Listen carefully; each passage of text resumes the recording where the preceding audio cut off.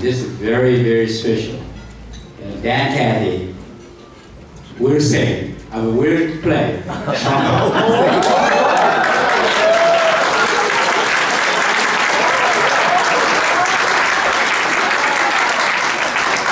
So when Sonny Park says, "Get your trumpet out of the trunk of your car," you say, "Yes, sir."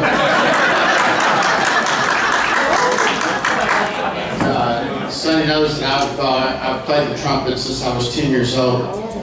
I had the privilege of being at the 90th birthday party for Dr. Billy Graham at the Greenbrier. As I was standing in this receiving line, right in front of me was a young singer by the name of Michael W. Smith. And he says, "I sometimes take my guitar and go visit with Dr. Graham and one treat that, you know, he doesn't get many visitors anymore." I said, "Really?" I said, "Man, I'd stand in line a long way to get in line to go visit Dr. Billy Graham." And I said, "I play the trumpet. And if he likes your guitar, maybe he'll like my trumpet." And so I found out even if he doesn't like my trumpet, he loves the big sack of Chick-fil-A sandwiches that And so for the last 9 years since his birthday, I've made 5 trips up to visit with him. And visits are very short. I take just a couple other people with me. And it was a very incredible privilege to think that a man that ministered to millions, that I had the privilege of just being able to minister to him in a way that meant so much to him, and just sharing hymns of the faith with him. And I'm asked you to extend grace to me tonight. I've been traveling the last several days. Thank goodness I had my cornet and a travel bag, and I was sitting in a room last night with a whisper mute on so I didn't disturb my next door neighbor. But this takes a lot of work to do this, as you just heard. But if you'll allow me, I'll just play a hymn that I played for Dr. Billy Graham, Amazing Grace.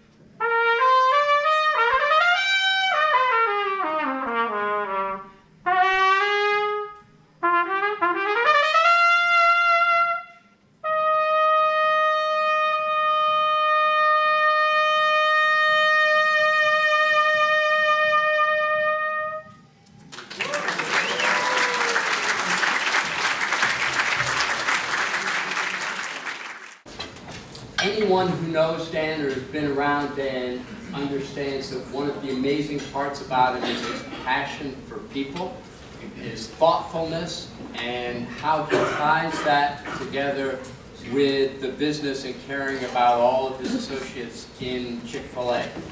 I was wondering, Dan, if you would give just a brief part of the story of Chick-fil-A, story of your family, open-ended, where that passion comes from. Well, thank you. But first, Mike, I want to congratulate you on being named to the Junior Achievement Hall of Fame tomorrow night. I understand. Somebody else will be there too. Anyway, we're having a little fun tonight because we're having double dates here the next 2 nights together on some events that are going on. But it's just one of these classic, incredible Norman Rockwell kind of success stories, really. My dad is as a young military veteran after World War II in 1946, opened a tiny little restaurant called the Dwarf Grill. It was so small, they called it the Dwarf Grill. We had 10 stools at the counter, 4 tables of chairs, and a cigarette machine on one end and a jukebox machine on the other. I sometimes have to explain to some of my younger audiences what a jukebox machine is, but that's played music and so forth. And he and my mom, about 2 years later, he had met my mom when he was 8 years old. My dad had fallen in love with Shirley Temple, and he used to jokingly say that when things didn't work out with Shirley Temple, Jeanette McNeil was the next in line. And so they were married in 1948. I was born in 53, which means next week I'll be turning 65. And if my last name wasn't Cathy, I'd have to retire from Chick-fil-A. That thought has been dawning on me here the last couple of weeks as I've thought about that. And man, I'd hate to think about walking out right now. I just hate to leave Chick-fil-A right now. There's so many great things going on. But anyway, we got into the mall business in '67. Shopping malls were the rage. They were the epicenter of retailing. All the malling of America. Shop till you drop was the mantra. And then here, more recently, it's been drop where you shop as the shopping habits have changed dramatically. And then with the emergence of the Home Depots, the Lowe's, the Walmarts, and others, and pad locations, we began to open up standalone locations in the 1980s and 90s. So the vast majority of our business is in standalone businesses. We do licensing through hospitals, airports, college and universities. And we're also beginning to build a lot of inline and downtown urban locations now. In Chicago, San Francisco, and Manhattan. We're about to open up the largest Chick-fil-A ever, a 5-story Chick-fil-A restaurant right next to the train station in Manhattan that opens up here in the next couple of weeks. So we're really excited about that. Well, that answers a pretty good question. That's a fantastic history you created. Well, over the past 50 years, from a single restaurant location to 47 states with 2,000 locations, the Chick-fil-A everywhere. We're all Chick-fil-A lovers. And good-looking audience I see out here tonight, so that's good. Fantastic. What do you see that, if you can talk to us about 2-3 different key differences between yourself, the Chick-fil-A, and the competitors? Yeah. Well, food service is relatively easy business to get into. Relatively low cost of entrance. People can prepare food out of their kitchen and home and truck it around and so forth. So it's an industry and everybody knows a lot about food service, but being able to put it all together in a profitable way that can sustain itself is a real challenge. Our customers tell us that up until about 8 or 9 years ago, they would say it's about the food and the service. Today they say it's about the service and the food. And we went through a real metamorphosis on service about 17, 18 years ago, inspired by Hort Schultze, Atlanta with the Ritz-Carlton, who made a challenging statement to me. He said, Dan, you got nothing to brag about. You may beat McDonald's and Wendy's, but that's not saying much. You're just the best of a bad lot. And says we needed to improve our operations.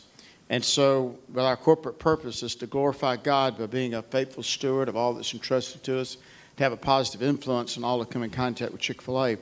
And found out that the Scripture has a lot to say to all of us business people about how we should treat people. You may have read in Matthew chapter 5, he says, let your light so shine among men that they may taste your hot waffle fries and glorify our Father who is in heaven. So that's with my QSR fast food glasses on. That's how I read that, Brother Michael. So I hope you don't get to it out there. Insert your profession there, where it says good works, whatever. Just insert it right there, and it makes Scripture come alive. Makes it come alive big time to me. But he also said in Matthew chapter 5, verse 41, if someone asks you to go 1 mile, go with them the 2nd mile. So we began to really resonate with this idea of 2nd mile service. That the 1st mile is from the head, the 2nd mile is from the heart. The 1st mile is plastic flowers on the table. The 2nd mile is the real McCoy fresh flowers. The 1st mile is the little pepper thing that you can get at the condiment stand. The 2nd mile is a pepper grinder, as if you're at a 5-star restaurant. The 1st mile results in a transaction, but the 2nd mile results in a relationship. And Jesus wanted to challenge everybody that heard what he had to say that day. If you'll get into the 2nd mile, it'll dramatically have a huge impact on society and culture. So we've started building our whole ethos around that and reskilling our people.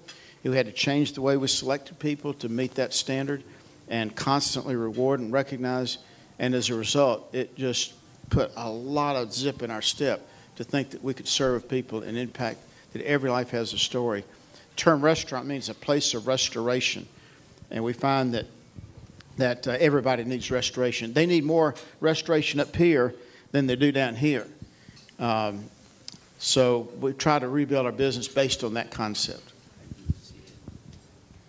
So one of the things, I hope, it's probably on YouTube somewhere, but to listen to Dan talk about leadership is one of the great treats in life. And I remember he came and spoke to our leadership team at Home Depot at one point, and he came with props. It was very memorable.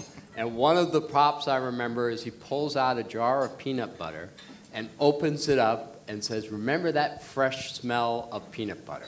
That's what we have to do in business, always keep it fresh.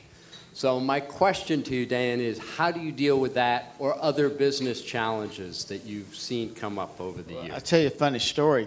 The video clip of that was sent to Richard Smucker, who owns Jif Peanut Butter. And he wrote me a nice letter endorsing, thanking me for endorsing Jif Peanut Butter in the convenience 10-ounce size, because I made the case on the tape that if you open that freshness seal with the 10-ounce jar, you get to do it twice as often if you buy the 20-ounce jar. And there's nothing like peeling that freshness seal and just sticking your nose in there. It smells like a peanut factory.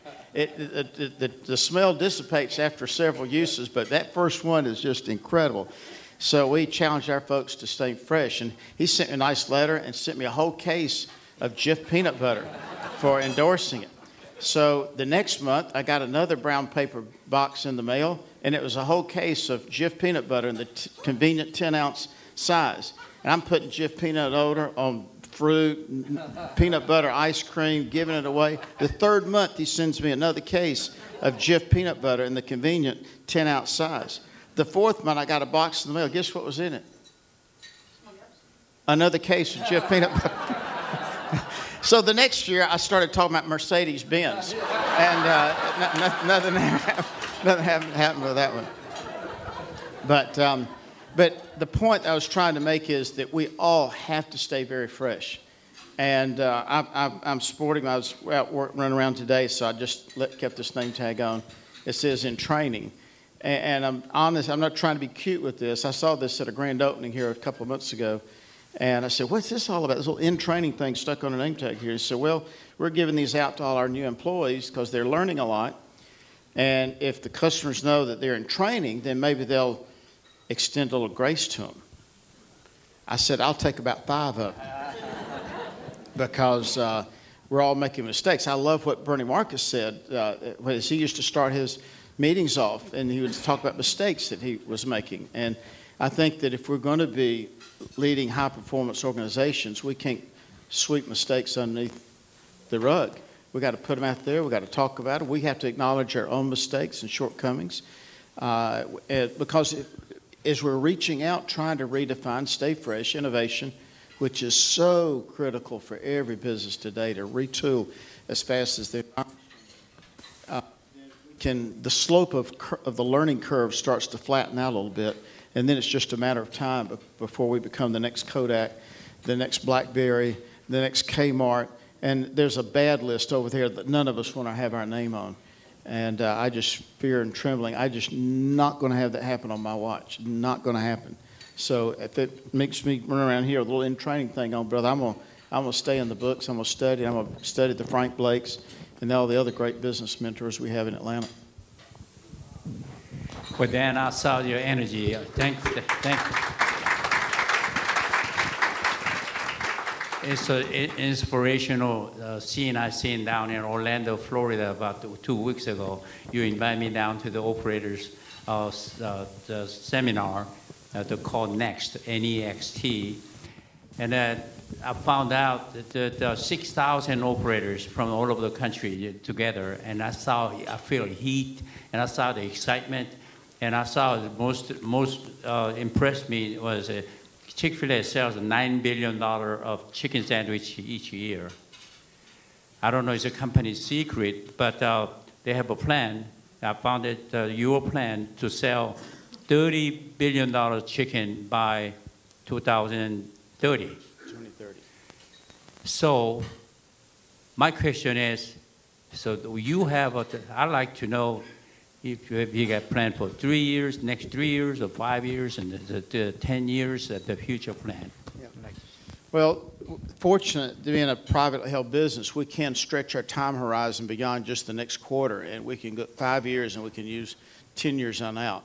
And we've had a pattern of doing this since the 1980s and 1990s, that every decade we would have benchmarks. And when you plan 10 years out, you're not limited by what's on your menu today. You're not limited by the economy and those sorts of things. And you can pretty much kind of take a position out there and then just slowly start subtly making decisions and kind of turning the ship in that direction. And that's what's happened for us over these years. It's helped us make decisions about the caliber of our staff that we needed, the war for talent, as we say, how to build our infrastructures and our systems, information systems, and because as things grow, they scale out and they become obsolete. So you better have something behind it that's going to kind of catch it, because it's one thing to grow the brand, but you got to build a business that fits underneath it, or you can outpunch your coverage, as we say. So I think all of us should be thinking about long time horizons and stretching it out long over a period of time. I think it leads us to. Wonderful. I'd like to see that chicken feet in the Chick-fil-A restaurant. Well, if my dad was still here, he actually put chicken feet on the menu at the Chick-fil-A headquarters. Rich Mathern, if you were there when he did that or not. We were just moving in our office building. But my dad grew up in a boarding house in South Atlanta, and when the platter of chicken came around to him, and he was one of the younger ones, sometimes chicken feet was the only thing left on the platter, and they cooked the chicken feet back then. Dad said the toenails are a little tough, but if that's all you got, chicken feet taste pretty good. And come to find out, in Asia, there's quite a market for chicken feet. In fact, most of their chicken feet comes to the U.S. because we don't like it here, so we ship it all to Asia and Eastern Europe and so forth. So chicken feet may come back on the menu, but it'll probably be in Seoul. It may not be in Atlanta. So Dan, we're here celebrating Korean Americans and the special relationship. Do you have any thoughts on Korea, South Korea? Well, I have a lot of hope that as time goes on, and Bill Gates has written about this, the Gates Foundation, just for the last couple of weeks, featured in Time Magazine, other articles about looking at birth rates, life expectancy, all kind of incredible indices that says in total the world is getting better. There's frightening places in the world. There are a lot of social issues and so forth. And it's been said that a lot of this is being led by the private sector, that the more we have international businesses where we've got our hands in each other's pocket, crossing political borders, the safer our world is going to be. And I think we see that, in fact, today. So I'm excited and enthused about any little glimmer of hope. Sensitive subject with the Olympics in South Korea right now, but I don't care if there's a cheerleading team from up north that comes down. Let's treat them with honor, dignity, and respect. It may be all political, but let's just celebrate every time we have to find that common ground. And I'm so thankful that the free enterprise capitalistic market provides that common ground from which we can all talk and discuss. And hopefully we'll all be sitting around a chicken sandwich maybe as we do that. Since I'm in training, Billy, I have been coaching. By the way, could I ask my colleagues from Chick-fil-A, would you please stand and let us recognize you, if you would. And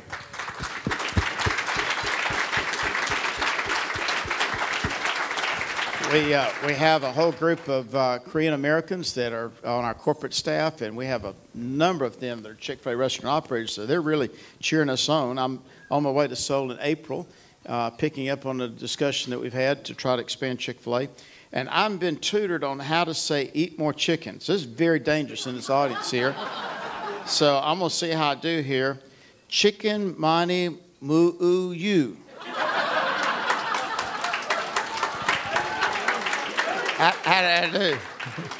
So why don't you see if you can do any better there? All right, put your microphone so they can hear you.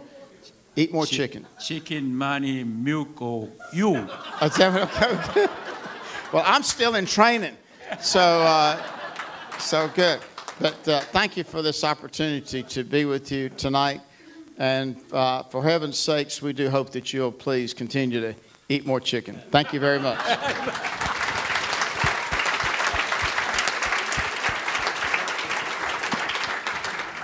Dan, we're grateful for your time and effort, that love for the society and all the members here.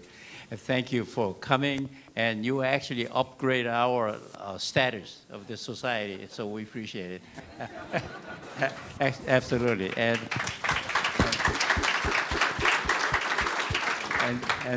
thank for the special performance with the trumpet. I had to force him when he walked in here. Said, "Did you bring your trumpet?" And he said, "I got it in the trunk." And he said, "Well, let's go get it." And then I never heard that Dan Cathy say, even true Cathy say no. It's just I haven't heard ever. And then when I asked him, "Did you get Bird's trumpet?" And then he was right out there. And then got that. And so fantastic! It is like a memorable event for all of us. And maybe open the floor if anybody have a question. Yeah, Mr. Cathy, just want to say thank you. You gave me my first job when I was 16. I met my wife there at the store off of Pleasant Hill Road in Duluth.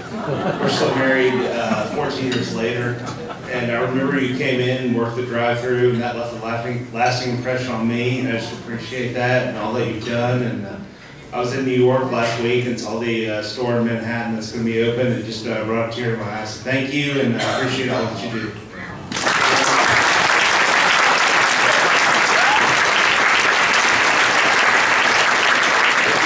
Romances out there, so I encourage the guys to wear the deodorant and the ladies to shave the legs because you never know who you're going to hit.